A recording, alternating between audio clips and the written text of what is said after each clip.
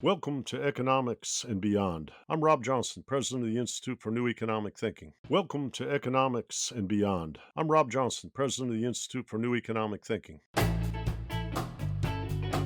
Say you can kill my body. Say you can kill my body. But you know you can't mess with my mind. So no, you can't kill my mind. You know we'll go away. We're gonna go away. Come back, come back, come back. Come back. My second time. I'm here today with Camilla Toulmin, who is the former director and an associate of the International Institute for Environment and Development. And she's also affiliated, I am very grateful to say, with the Institute for New Economic Thinking and a professor at Lancaster University. She has a new book out, Oxford University Press, Land Investment in Migration, 35 Years of Village Life in Mali. Camilla also serves as the real leader and director of our work pertaining to Africa on the INET Commission on Global Economic Transformation. Camilla, thanks for joining me today. So I look at the world right now. Obviously, here we are, 13th of May, in the middle of the pandemic, the lockdowns. How would I say it? Everybody can turn inward and look just at themselves, but you have so much experience being in and living in Africa. From reading your book, I know you spent 2 years there over 20 years ago, and you spent a lot of time looking deeply at Mali, deeply at other places, the structural changes. You've written a book about climate change, but it almost feels like the pandemic is unmasking so many things in so many places. It's almost like we're back to the drawing board. It's daunting, but it might be an opportunity. How do you see what's unfolding? Well, any place in the world, but particularly as it pertains to Africa in light of the pandemic right now. Well, thanks very much, Rob. And I should just start by saying I'm very ably accompanied on the work for the Commission on the Africa work by Folashade Soule, who I think you have also interviewed. Yeah, I made a podcast with her a couple of days ago, and I'm sure we'll pair them up so that people get the 1-2 punch. Well, that'd be great. Both of your and insights. I just wanted to pay tribute. But I have to give you double credit because you've recruited her and brought her to my attention. So you get double credit. Well, all I can say is that in all of the work which I've done around African development issues, I think a critical part of that has always been in partnership with colleagues and organizations from the continent who open your eyes to see things very often in new ways.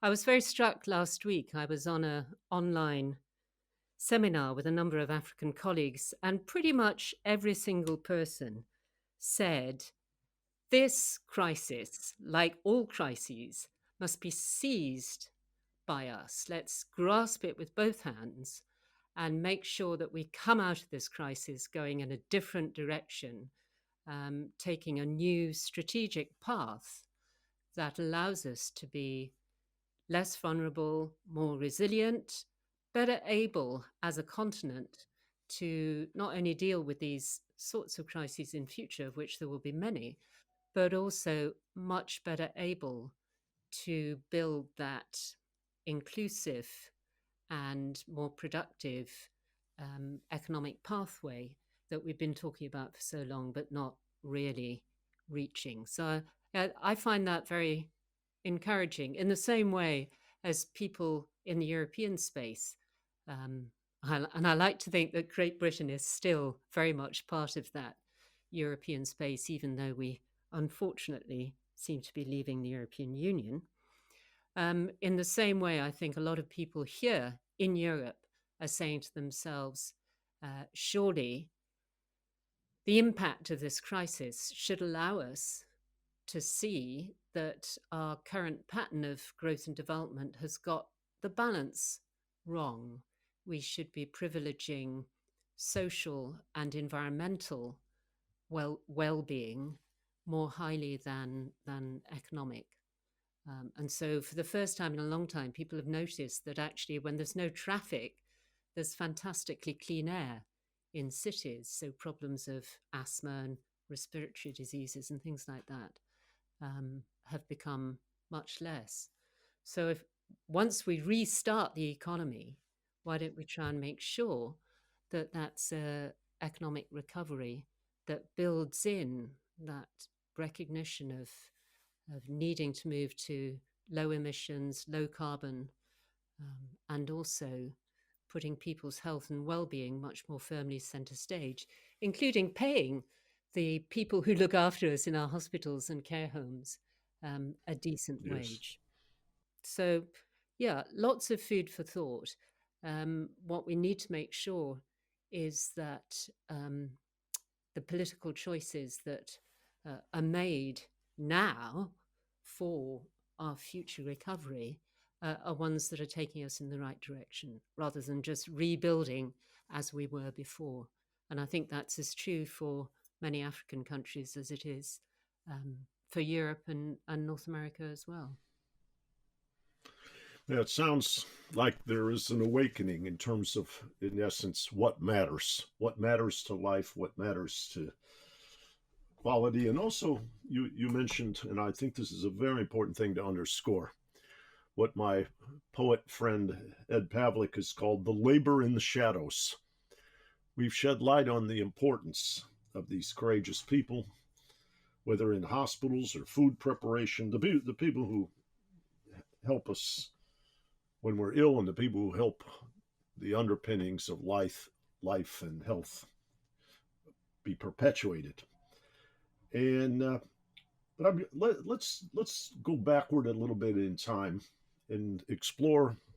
We'll come back to this as we talk about the Global Commission. But your book, Land Investment and Migration, it uses things, I mean, obviously scientific information and data, but even satellite photography. I did an interview with a young man named Benjamin Grant maybe a week or so ago, and he has a book called Overview and a Instagram system, Daily Overview, using satellite pictures to show the dynamic evolution of what's happening to the oceans and climate and the earth and what have you. But I think your book is telling us a story over time about Mali, and it was completed before this pandemic started. But what are the dynamics? What are the structural change that have been in motion that you cover in motion in Mali that you cover and illuminate in the book? Well, there are a number of things there. One is the process of urbanization, very rapid growth in urban populations, particularly in the capital city, because Mali, like a whole number of other countries, essentially everybody goes to the capital because power and resources are highly centralized. And despite various kind of policies that are meant to try and decentralize power and resources, Bamako, the capital, is very much the honeypot for people, and that leads to all sorts of neglect of particularly outlying areas, smaller towns, and much of the agricultural sector. So there's been a pattern of economic and agricultural modernization, which has very much privileged things like irrigation schemes, the cotton farming sector down in the south, but done nothing for the vast majority of people who live in rain-fed cereal growing systems like the one that I describe in this book. So very patchy patterns of development. Quite a lot of people getting rich from the aid process and from the development of land in and around cities, but very little really going to the vast majority of the population. And that imbalance, I think, in the distribution of benefits from economic patterns, one hesitates to call it economic development, are part of the reason why there's been increasing resentment and grievance from different populations that's helped generate the civil conflict that you see today, which has been greatly aggravated by the arrival of various jihadist groups from elsewhere. So you've had that happening on the economic and political front. You've had a series of big droughts. And although rainfall has now returned in part, it's much, much more uncertain than it was and very concentrated in 2 or 3 months of the rainy season. So farmers are having to adapt to that, and they're also suffering from these extraordinary large rainstorms. So a couple of times over the last 3 or 4 years, the farmers in this particular village have received more than 100 millimeters of rainfall. And that's really a lot. It means that water is standing on the fields day after day. And it means that the rainfall is so intense that houses start to fall down, and people are sloshing about in water up to their knees. So climate, that's not been, the sorts of changes to climate haven't been helping, particularly for rain-fed farming systems. And at the same time, you've had increasing pressure on land, partly from population growth, but also from government taking very often the most valuable land and allocating it to either domestic or foreign investors for modern agricultural schemes, big commercial farms, irrigated sugarcane, and so on. And so the village that I've been studying, kind of, you see in that community a sort of microcosm of all of these forces: population growth, climate fluctuation, increasing number of people going to town, often for a few months, sometimes for a few years, and some definitively leaving their village behind, and also suffering this big increasing pressure on land, and increasingly being caught up in the civil conflict. So a lot of that context is a bit somber.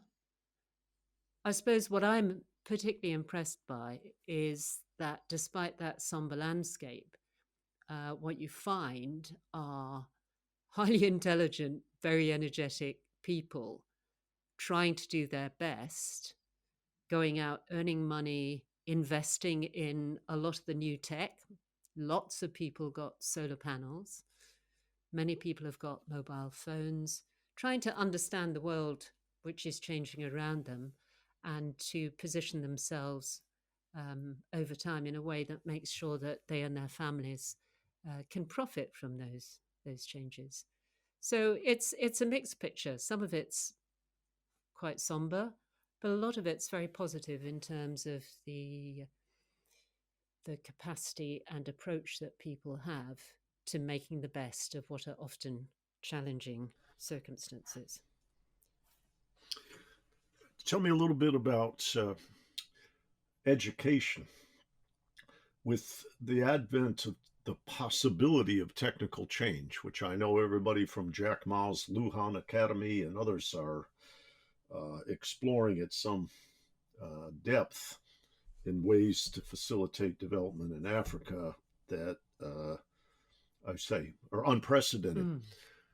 What is African society? What is the Malian society doing to help people, which you might call, gain the confidence and the imagination to work with these new technologies? Well, I think there's been a huge boost to the idea of online education. Obviously, particularly in urban areas where you've got reasonable broadband and Wi-Fi.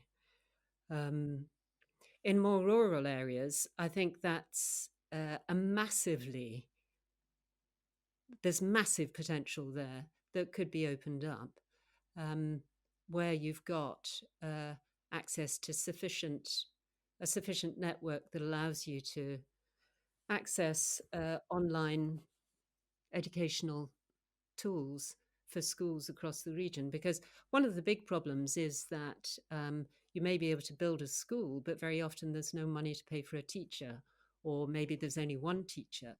And so if you had ways of putting together online education for some of these more remote areas, which are always going to struggle to find the teaching staff, I think that would make a very big difference. I know that there are a few initiatives of this sort underway across West Africa, but I think far more. There's far more potential there that could happen. But obviously, you need both a good source of power, which thankfully, because of PV cells, is very easy. But you also need to make sure that you've got the high speed connectivity in terms of the telephone network, which isn't always so readily available once you're away from some of the main roads. But great potential there, and I'd love to see in 5 years' time, every single school out in the bush being able to access a whole range of educational tools for their kids. I think it'd make a massive difference. Are these, when I think about the kind of investments that you're talking about, they seem to be kind of large lump infrastructure public goods rather than, how would I say, particularly in the rural areas that need to be connected, rather than something that a private sector internet network system would provide. And then I guess the follow-on question to that is that you have a very large number of small countries on the African continent. Do they need to create something like a federation to create a continent-wide integrated Wi-Fi and technological system, or am I dreaming? Is that a step too far? Well, on the public infrastructure network front, I mean, private telecoms companies have been installing kind of big network masks across the continent where they can be fairly sure that that investment will get payback in terms of increased numbers of customers. So that's why the network tends to be reasonably good when you're in an area that's well populated, but less good once you get out into more isolated parts of the countryside. And so I guess, yes, just like for energy access, governments need to think about what subsidy you provide to telecom providers to make sure that they offer coverage for 95% of the population, rather than the smaller proportion of those for which there's a guaranteed revenue payback for them. In terms of different countries working together, there's a whole set of different regional groupings that are trying to aggregate their activity around a whole number of topics, including telecoms. And within the context of the African continent as a whole, recently agreed was the African Continental Free Trade Agreement that has digital stuff on its agenda, as well as a whole range of other activities in order to get policy and tariffs and things like that aligned in a way that pulls the countries of Africa together rather than them all looking outwards. So I think that's another thing that people talk about post COVID-19, that it's really provided such a shock that African countries, increasingly recognize the need to stick together and to build systems that work for them as a continent, including on the digital front. Mhm. Well, looking, I guess the other dimension of this, with you have climate, we have technology, and technology seems to have kind of two sides to it, as I've learned from our work in the Global Commission. One is that we will not go back to the East Asian development model of labor intensive manufacturing, learning by doing, in what we call infant industry protection, because the advent of global supply chains, machine learning, and automation make that, and a drop in the relative price of manufacturers makes that a less vital and attractive development strategy. And on the other side, as we've been exploring, this potential from technology is very strong. I would imagine that, I guess, the other dimensions, the other parts of this challenge would include the loss of subsistence farming because of climate damage that you alluded to, with the flooding and other things. But also, there's a huge demographic change on the horizon in Africa, which creates a great deal of, how would I say, impetus to come up with a development strategy. How do you see the role of demographics and migration, both within the continent and internationally, influencing the trajectory that we'll be on? Well, I think that the very large number of kids under the age of 20 puts a new onus on governments, donors, civil society to think about what constitutes a labor rich, employment rich pattern of growth.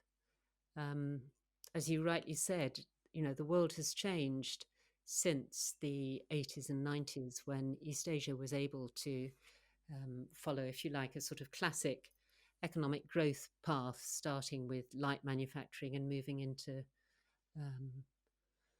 more capital intensive patterns of production.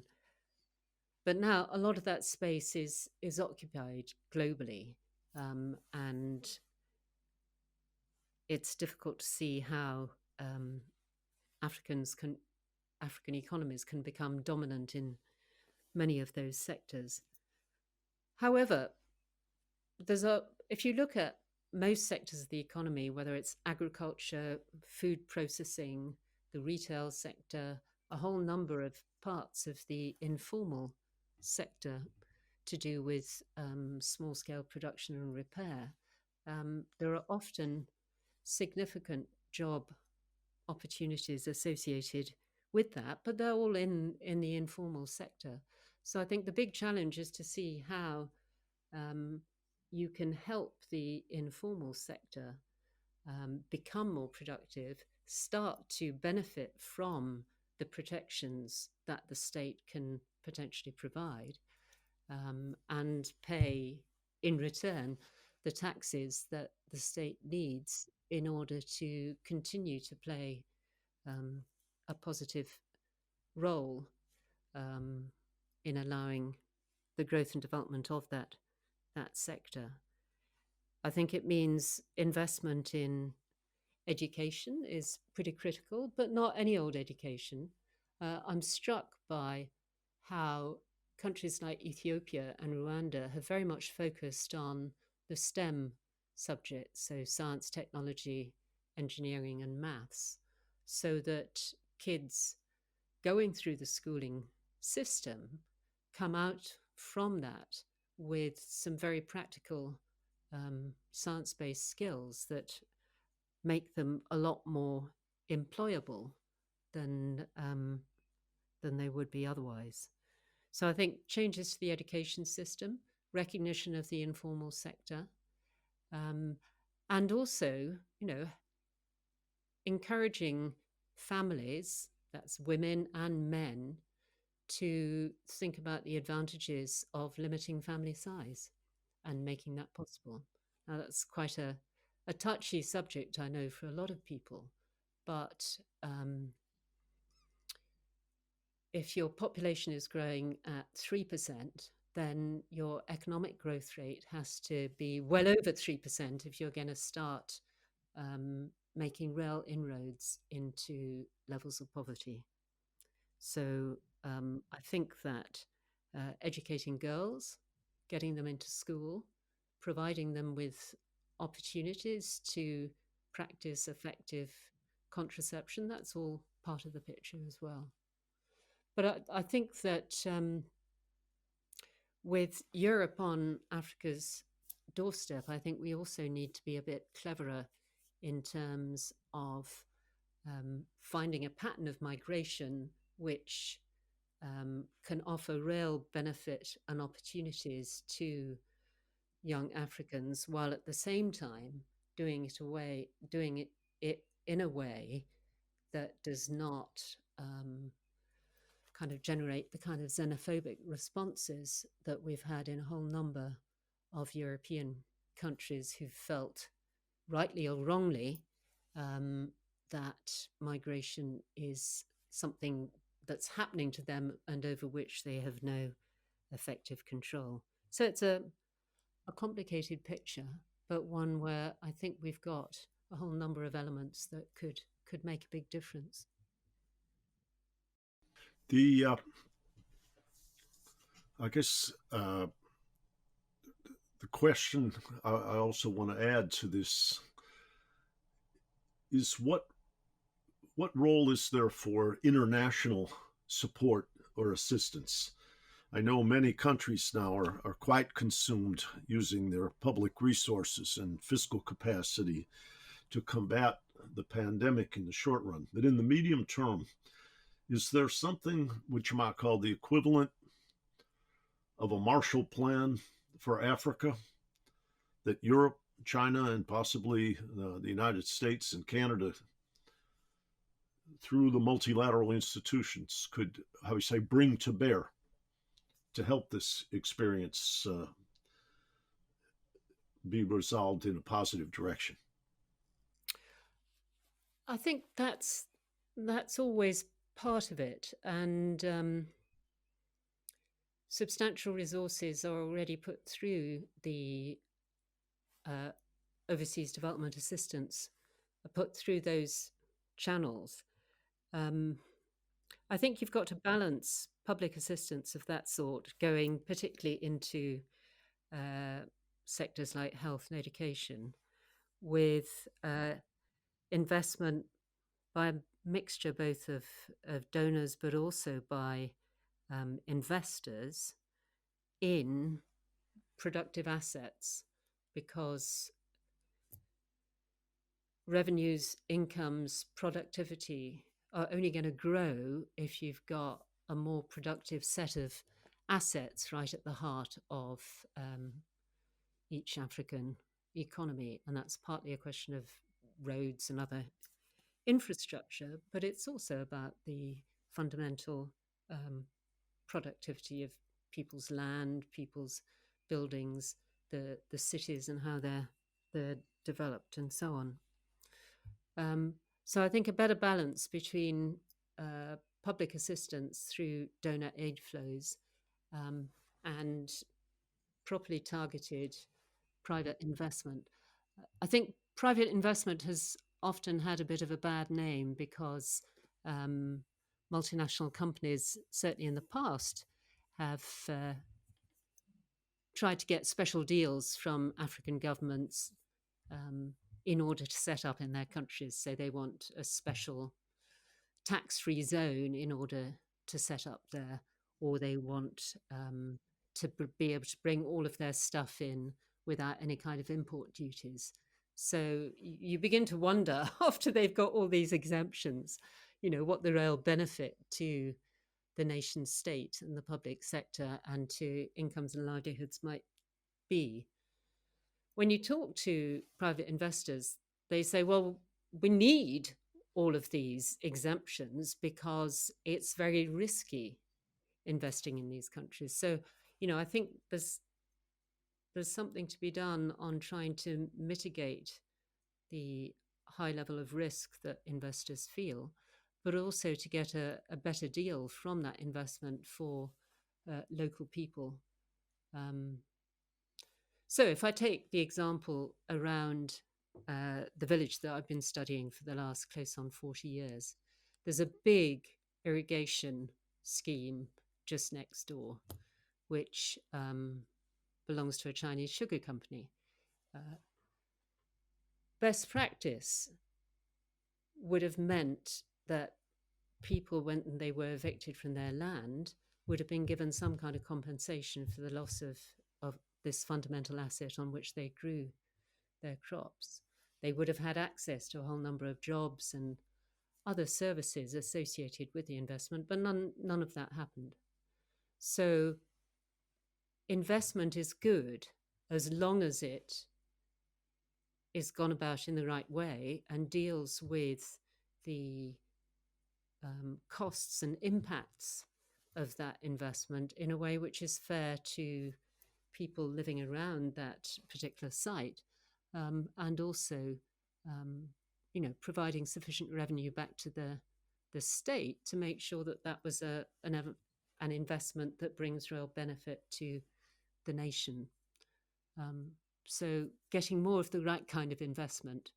And that's where I think that both the EU and the US potentially could show the importance of following the right kind of environmental and social practices.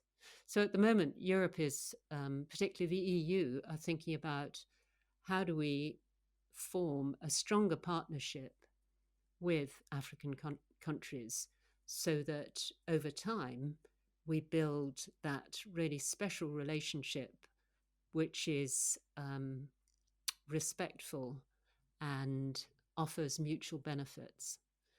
I think many Africans feel that Europe is very good at lecturing them, but not so good at understanding and listening to their particular priorities. So I think ways in which Europe could offer helpful public investment through aid, but also private investment that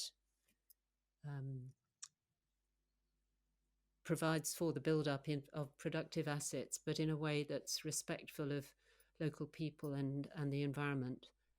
That would be a really helpful way of developing a better Europe-Africa relationship in future.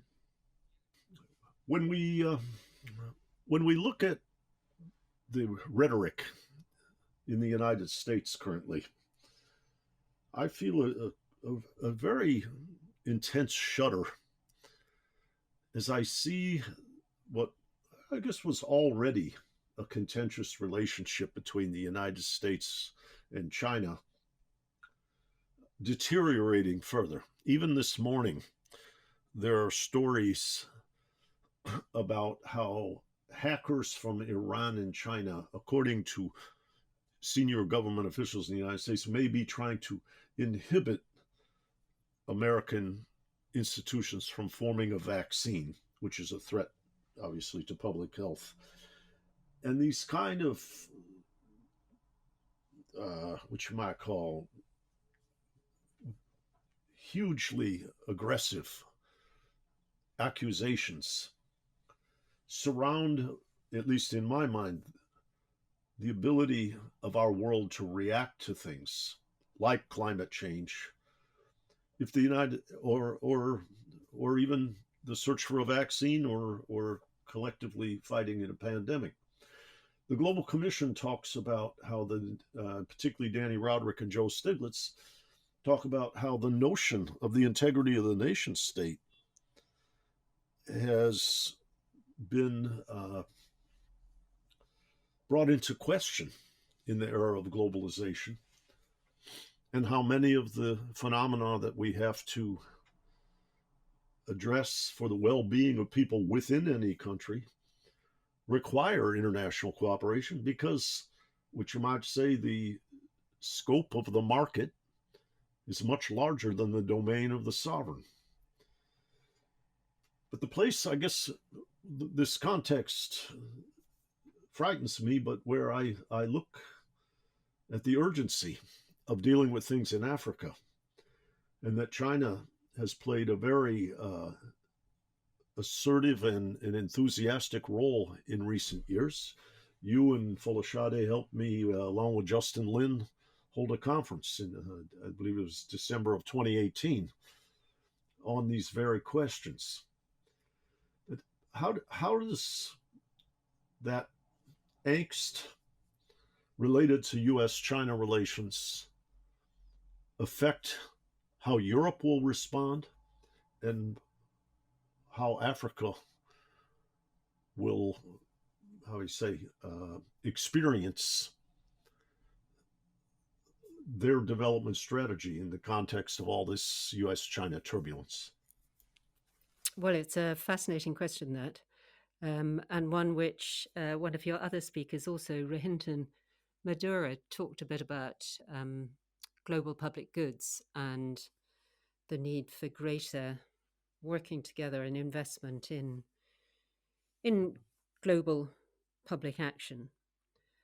I mean, to my mind, it's crucial that the European Union plays a kind of middle of the road third party role in relation to this, and avoids itself getting sucked into being too much of an ally of the US, or being seen as too much of a stooge for in relation to China. So staying strong, staying united, carving out a new promising relationship with the African continent seems to me to be a really good policy and way forward. And I know that that's very much envisaged. There's a new platform for trying to develop those relationships, particularly around questions of energy, agriculture, digital, and broader transport connectivity, and seeing how the EU can help in the economic recovery process that will need to lead many African economies out of a rather difficult place at present. And the EU, of course, is a prime example of a supranational entity that works on behalf of a whole number of different nation states. I mean, I'd completely buy this argument of Roderick and Stiglitz that, the nation state is trying to hang on to a whole set of powers and prerogatives, some of which have drifted upwards into broader international or global processes, and some of which have been pulled downwards to subnational levels, particularly around in and around cities, because many cities have become far more assertive and great sources of innovation, of energy, and of activity, where you seem to be able to get far more done than at that national level. I suppose partly because you've got a much closer relationship between city governors and electors, and where possibly there's a little bit less in the way of interests tying up the legislature. So I think moving away from the nation state into supra and sub-national entities has to be an important way forward. I very much hope that Europe hangs together firmly, despite some of the difficulties that individual countries have faced, and despite the very disruptive departure of Great Britain. And I'm always hoping that maybe Brexit won't happen in quite the way that Boris Johnson and his gang want it to happen. But we also have to find the language and the story that helps people understand, why that working together for a broader global good is absolutely critical. I think a lot of people have got it for climate change because they understand that the global atmosphere doesn't respect national boundaries. There's a whole number of problems like that, as they call them, problems without passports, which have to be addressed by a group of nations working together, or in the case of climate change, the um, entire world needs to work together in order to make progress on climate change. And I'm hoping that um, the politics of the US over time will lead the country in a direction that's more supportive of that global action. An awful lot of the economics has already gone in that direction. So, I mean, it doesn't make any sense to rely on coal for purely economic reasons for generating energy. But somehow that needs to tip into a more rapid um, process of decarbonisation across the whole economy. So I've got a lot of time for Europe. Yeah, that may be particularly interesting. It may be particularly interesting in the current circumstance because we have uh, oil prices down close to zero again. So which you might call the relative price of non-carbon burning renewables is put under pressure that had been, how would I say, not eliminated, but had narrowed quite markedly in recent years as the innovations and the scale of renewables was picking up. Let's talk about our particular project, the Commission on Global Economic Transformation. We've been covering issues, but what I would say is, how would I say, like as a sailing analogy, which I'm always fond of, you and Folashade are navigating for the Seajet ship of INET. What kind of things do you want to illuminate with the help of scholars and writers and public officials in Africa? And what do you envision a report looking like and addressing that becomes a beacon of hopefulness that, how to say, in essence, we can provide and challenge the world, governments within the continent and beyond to rise to. I remembered reading, I think it was in the summary of your book, a very, very poignant quote, or kind of almost like a epigraph. A single finger can pick up nothing, and was the English translation. And it does seem to me like a whole lot of coordination and a whole lot of different actions have to take place. But I'm curious. I'm curious what do you see on the horizon? Where is the Commission searching and heading toward? The work that Folashade and I are trying to support basically is trying to open up and provide space for, as you say, scholars, writers, public officials who have something important to say about the big questions that Africa faces. Some of those relate to ways to spur the structural transformation that will help a given country diversify its economic activity and improve incomes, revenues, livelihoods in a much more inclusive fashion. And we're hoping very much to get started with the first of those papers shortly. There's a lot of experience, some of it positive, some of it less positive from across the continent, which should help answer that question that you asked me earlier about East Asian development models. I think it's good to get voices from those countries themselves in Africa to say how they see things and what they think some of the options are for that stronger, more resilient, diversified pattern of economic growth. So that's one really important area.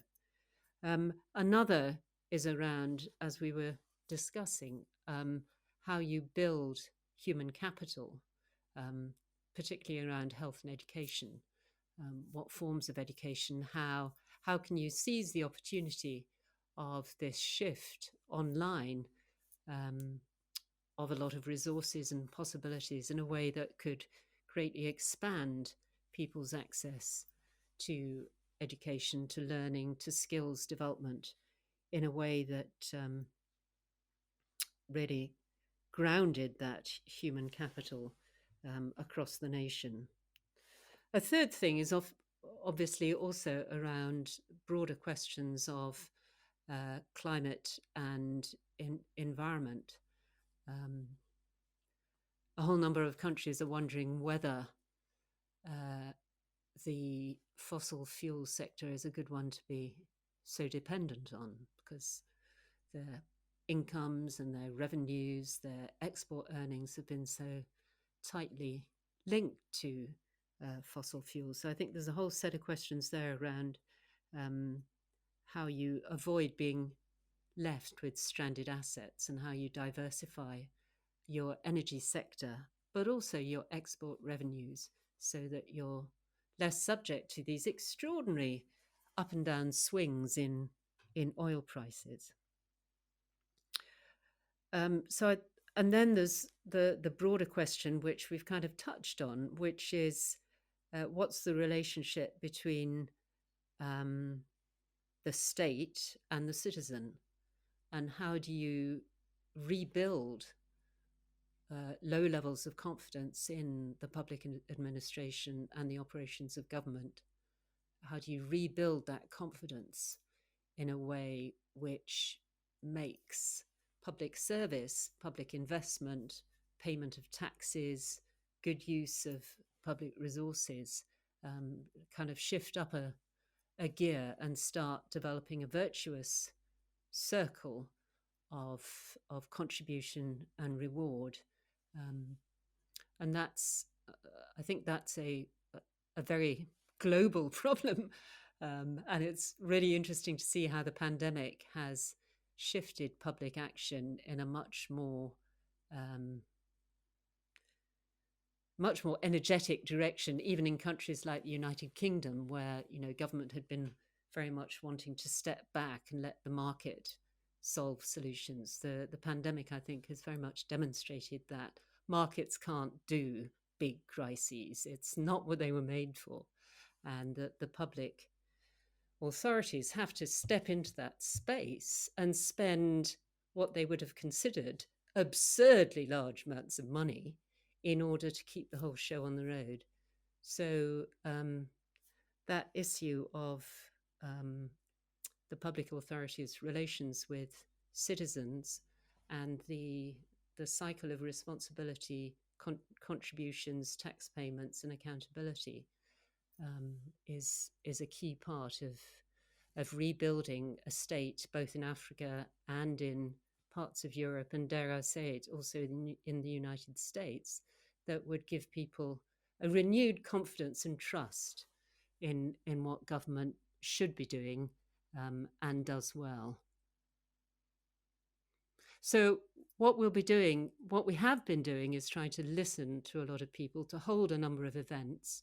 What we're doing now is starting to commission a number of papers from key writers and scholars in Africa, so that we can put on the table for discussion with a subgroup of the Commission on Global Economic Transformation, with a subgroup of them, to critique, feedback, produce documents that are as strong as possible, which we can put together into a single report. We also want to feed into the 4 subcommittee reports being developed by the Global Commission as a whole.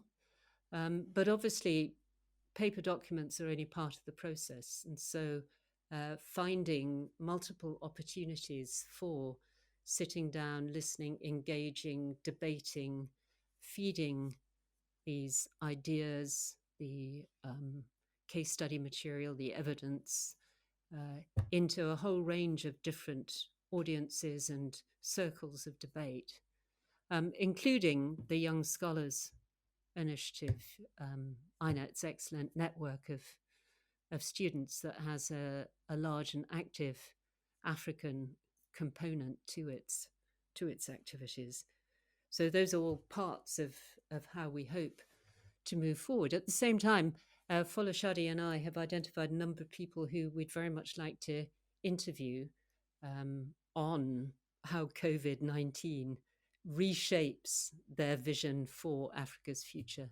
So we'll be holding a number of interviews that we'll probably transcribe and put up on INET's website in written form, that will start to get the vision and ideas and thoughts of a number of African scholars up there. Well, Camilla, the notion of your interviews, obviously, as a text, could be distributed quite widely, but I'd often, I guess I would wonder if we might not add some of your interviews or Folashade's interviews to this podcast and allow people to hear more directly from those African experts. I think the listeners to this particular vehicle would find that fascinating. And so keep that in mind. If you want to do an audio dimension, I'm very enthusiastic about that, as well as about the work that you and Folashade are doing all together. I think it's a very important dimension of the Global Commission. I think it's very important to planet Earth, and I think the complexities and the many dimensions of the issues that you've explored with me here today really, how I say, are asking public officials, leaders, intellectuals, and artists, for that matter, to illuminate the need and to rise to the challenge. But I'm very grateful to you for joining me today, for taking a tour through your own work, your wonderful new book, Land, Investment, and Migration, 35 Years of Village Life in Mali, put out by Oxford University Press. But just, how would I say, the learning I get to do from working with you is quite inspiring. And I hope that in a couple of months, we can come back to this podcast and have another talk as things unfold and as your work with Folashade for the Global Commission proceeds. Well, thanks for joining me today. Thanks very much. I've very much enjoyed it, and I look forward to chatting again in a few weeks' time. And I hope we'll have lots of new stuff to tell you. Thanks. Bye. I'm confident you will. Thank you, and bye-bye. And check out more from the Institute for New Economic Thinking at ineteconomics.org.